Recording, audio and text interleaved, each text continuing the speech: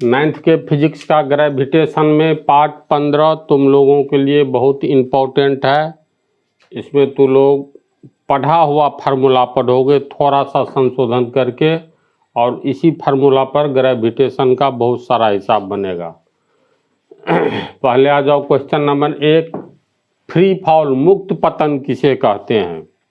तो कोई भी ग्रह है या उपग्रह है या कोई भी आकाशीय पिंड है, जैसे हम लोग चंद्रमा पर खड़ा होकर के या पृथ्वी पर खड़ा होकर के या किसी भी ग्रह या उपग्रह पर खड़ा होकर के एक पिंड को ऊपर की ओर फेंकेंगे, तो इस पर मान लो जितना अधिक फोर्स लगाएंगे ऊपर की ओर, उसकी चाल उतनी ही अधिक होगी ना।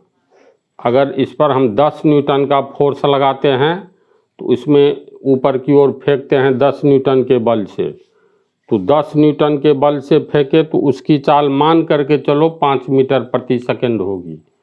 अगर 20 न्यूटन का बल लगावे तो निश्चित तौर पर इसकी दुगनी चाल होगी, दोगुनी चाल होगी।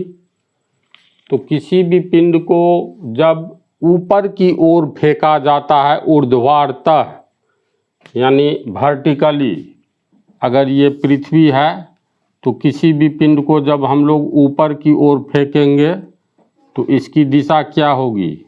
ऊपर की ओर फेंकने का अर्थ हुआ सीधे ऊपर की ओर फेंकेंगे तो पृथ्वी से यह 90 डिग्री का कोण बनाकर ऊपर की ओर जाएगी, तो इसको कहेंगे ऊर्ध्वाधर जा रही है, वर्टिकली सीधे ऊपर की ओर जा रहा है। तो जिस समय ये पिंड ऊपर की ओर हम कुछ बल लगा करके उसमें चाल पैदा करेंगे तो ऊपर की ओर जाएगा, तो जिस समय जाना प्रारंभ करेगा उसी समय पृथ्वी इस पर अपना गुरुत्व बल यानी गुरुत्वाकर्षण बल लगाएगी, और ये धीरे धीरे पृथ्वी गुरुत्वाकर्षण बल अपने केंद्र की ओर लगा रहा है। इस पर लगाए गए फोर्स के कारण ये ऊपर की ओर जा रहा है। अगर पृथ्वी का गुरुत्वाकर्षण बल काम नहीं करे तो ये हमेशा के लिए ऊपर की ओर जाती ही रहेगी।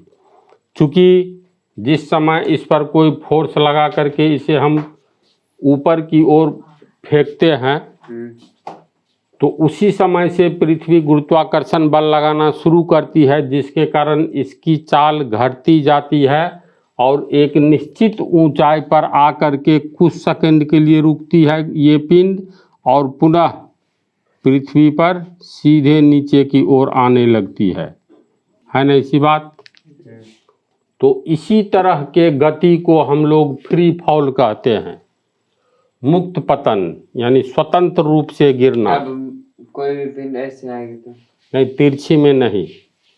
जैसे मान लो इसको हम लोग इस डायरेक्शन में फेंके 90 डिग्री का एंगल आना चाहिए। हाँ, जैसे देखो ये पृथ्वी का सतह है तो इसको इस डायरेक्शन में फेंकेंगे तो इसकी दिशा ये हो गई, ये 90 डिग्री का कोण तो नहीं बना रहा है।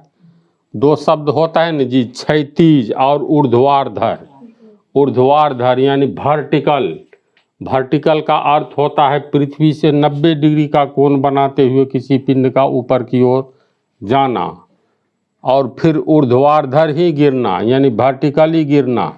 तो ये गिरेगा तो सीधे नीचे की ओर 90 डिग्री का कोण बना करके पृथ्वी पर गिरेगा।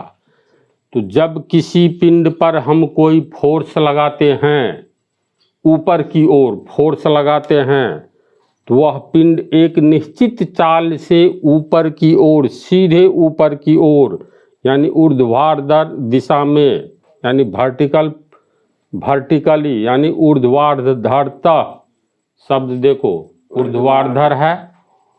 तो किसी पिंड पर जब हम फोर्स लगाकर इसे सीधे पृथ्वी की मतलब पृथ्वी के 90 डिग्री के दिशा में सीधे ऊपर की ओर जब किसी पिंड पर फोर्स लगाते हैं तो एक निश्चित समय के बाद एक निश्चित ऊंचाई पर जाकर यानी महत्तम मैक्सिमम ऊंचाई पर जाकर वह पिंड पुनः वर्टिकली यानी ऊर्ध्वाधरता सीधे नीचे की ओर गिरने लगती है। दोनों स्थिति में गति पैदा होती है। जब हम बल लगाते हैं तो सीधे ऊपर की ओर जाता है और एक निश्चित ऊंचाई के बाद वह सीधे पृथ्वी पर गिरता अगर है। सीधे ऊपर की ओर ना जाके तिरछी होकर ऊपर की ओर जाए और सीधे तो गिरे फोर्स का डायरेक्शन सीधे ऊपर की ओर होना चाहिए। तब ऐसी स्थिति में ये फोर्स का डायरेक्शन सीधे ऊपर की ओर है, लंबवत, तो यह एक निश्चित ऊंचाई पर जाएगा। कितनी ऊंचाई पर जाएगा यह निर्भर करता है हमने कितना फोर्स लगाया इस पर, और इस पर कितना, इसमें कितना चाल उत्पन्न हुआ। जितना ही अधिक फोर्स लगाएंगे उसका चाल उतना ही अधिक होगा ना, जैसे और वह उतना ही मैक्सिमम हाइट को पाएगा। हाँ बोलो। जैसे तिरछी जाएगी कोई वस्तु और सीधे गिरेगी नीचे 90 डिग्री के एंगल से। हाँ तिरछी तो जाकर हाँ तो ऐसी गति को हम लोग मुक्त पतन नहीं कहेंगे। जैसे मान लो ये पृथ्वी है, इस पर फोर्स लगाएंगे, ये इस ऊंचाई तक गई, अब मान लो फिर सीधे गिरी, तो ये तो एक समकोण त्रिभुज बनाएगा ना। तो पृथ्वी के मतलब सरफेस से लम लेंगे कि सेंटर से लम लेंगे जो समकोण त्रिभुज बनाएंगे? नहीं, पृथ्वी के सतह से लंबवत ऊपर की ओर किसी पिंड पर अगर फोर्स आरोपित किया जाए, बल लगाया जाए, तो वह एक निश्चित ऊंचाई तक जाकर पुनः सीधे नीचे की ओर पृथ्वी पर गिरती है। तो दोनों स्थिति में गति पैदा होती है ना। एक गति होती है जो सीधे ऊपर की ओर गति होती है, दूसरी गति होती है एक ऊपर जाने की गति होती है, एक ऊपर से नीचे आने की गति होती है। दोनों गति को हम लोग मुक्त पतन कहते हैं, फ्री फॉल कहते हैं। समझ गया? तो इसकी परिभाषा लिखते। देखो इसकी परिभाषा को समझ गया। जब किसी पिंड पर पृथ्वी की सतह के लंबवत कोई बल आरोपित किया जाए तो वह पिंड अपने अधिकतम ऊंचाई को प्राप्त कर पुनः पृथ्वी पर लंबवत नीचे की ओर यानी पृथ्वी के केंद्र की दिशा में गिरता है। इस तरह पिंड में उत्पन्न गति यानी ऊपर जाने एवं आने में दोनों स्थिति में गति होगी, तो इस तरह पिंड में उत्पन्न गति को मुक्त पतन कहते हैं, फ्री फॉल। तो फ्री फॉल में ऊपर जाने के क्रम में जो गति होगी और आने के क्रम में जो गति होगी दोनों शामिल रहता है, इसको याद रखना। चलो इसको उतारो। क्वेश्चन नंबर 2 में तुम लोग को पढ़ना है गुरुत्व के अधीन मुक्त ऊर्ध्वाधर गति के समीकरण प्राप्त करें। तो तुम लोग रैखिक वेग में जो समीकरण प्राप्त किए हो, जो पढ़ाए हैं, वो 3 ठो याद है। जैसे A बराबर V minus you by T. इसके बाद आ जाओ V स्क्वायर बराबर U स्क्वायर प्लस 2AS। तीसरा बतलाए हैं S बराबर UT plus half AT square. तो ये जो है रैखिक गति में होता है, यानी पृथ्वी पर अगर मान लो कोई रेलगाड़ी चल रही है, मोटरसाइकिल सड़क पर चल रहा है, कोई पिंड पृथ्वी पर ही गतिशील है, हाँ एस बराबर UT plus half eighty square होता है, मिस हो गया था। तो ये किस तरह की गति में होता है? मतलब पृथ्वी के सतह पर जो गति होती है एक सरल रेखीय गति के लिए ये तीनों समीकरण है। यहाँ पर ए हो गया एक्सीलरेशन, भी हो गया अंतिम वेग, यू हो गया प्रारंभिक वेग, ये सब याद है ना। टी तो टाइम हो गया, भी जान ही गया, यू प्रारंभिक वेग, अंतिम वेग, ए एक्सेलरेशन, एस विस्थापन, दूरी नहीं को विस्थापन बोलो। तो इस तरह से ये टर्म है। तो गुरुत्व के अधीन जब मुक्त ऊर्ध्वाधर गति होती है, कोई भी ग्रह है, चंद्रमा है, पृथ्वी है, बृहस्पति ग्रह है, मंगल ग्रह है, मान लो ये कोई प्लानेट है, ग्रह है, तो यहाँ से ऊपर की ओर लंबवत जब किसी पिंड पर हम बल लगा करके उसमें गति पैदा करेंगे पृथ्वी के लंबवत दिशा में वर्टिकली ऊर्ध्वाधर तक, तो ऐसी स्थिति में क्या होगा? तो यहाँ पर ए के बदला क्या हो जाएगा जी? पृथ्वी का ही उदाहरण लो, कोई पिंड सीधे ऊपर की ओर बल लगा करके हम लोग इसको फेंकते हैं और इस ऊंचाई तक जाता है, इस ऊंचाई को h मान लो, तो बिंदु ए से लेकर के मान लो बी तक गया, तो ए से बी तक जाने में एक दूरी तय किया।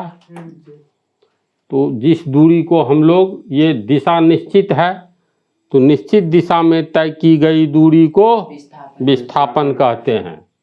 एस को विस्थापन कहते हैं।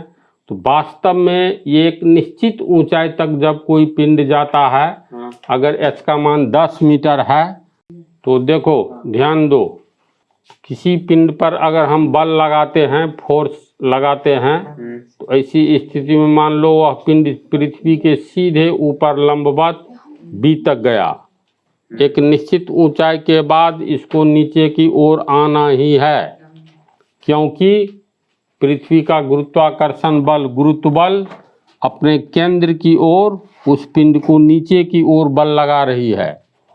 तो एक निश्चित ऊंचाई तक जो ये दूरी तय करेगा, तो ये तो वास्तव में हाइट है और दूरी भी है।